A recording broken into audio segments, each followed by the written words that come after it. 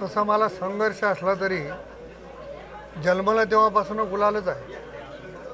1989ला मी सरपंच झालो आणि त्यानंतर सलग 18 निवडणुका लढवल्या। एखाद्या निवडणुकीत पराभव झालाही असेल, परंतु या निवडणुकीचं सर्व श्रेय मी माझे सर्व सहकारी, मतदार, लाडक्या बहिणी, लाडके भाऊ, लाडका बळीराजा या सर्वांना देतो की अटीतटीच्या निवडणुकीत मला एवढ्या बहुमताने लोकांनी निवडून दिलं। मी त्यांच्या मनापासून सर्वप्रथम या ठिकाणी आभार मानतो।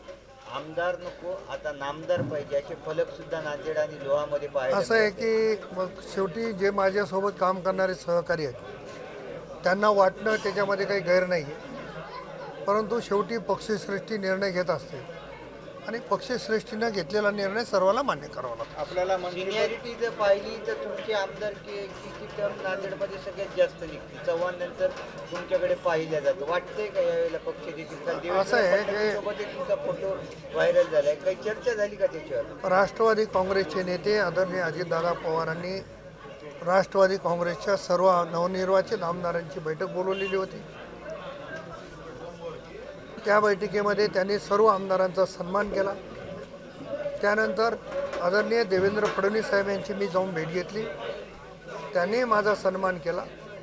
शेवटी त्यांच्याही नेतृत्वात मी काम केलेलं आहे आणि महायुती असल्यामुळं वेगळं समजण्याची कोणी आवश्यकता नाही। साहेब आता पुढचं जर पाहिलं तर मुख्यमंत्री पदाच्या संदर्भात जरा संभ्रम सुरू आहे। एकनाथ शिंदे यांनी माघार घेतलेली आहे। नाही, माघार नाही आहे, त्याच्यामध्ये त्यांच्या मनाचा मोठेपणा आहे आणि त्यांनी सांगितलं की आदरणीय नरेंद्र मोदी साहेब आणि आदरणीय अमित शहा साहेब जो निर्णय घेतील तो सर्वांना मान्य राहील। अगोदरच अजितदादांनी सांगितलं होतं, त्यानंतर फडणवीस साहेब बोलले आणि आता शिंदे साहेब बोलले, त्याच्यामुळे तिन्ही नेत्यांचं मत एक आहे असं याच्यावरून सिद्ध होतं। काय वाटते कोण होईल पण मुख्यमंत्री महाराष्ट्राचा? मी सांगण्याची आवश्यकता नाही, आपल्याला पण माहिती आहे, पण पक्षश्रेष्ठी जो निर्णय घेईल तो सगळ्याला मान्य करावा लागणार। एबीपी माझा, उघडा डोळे बघा नीट।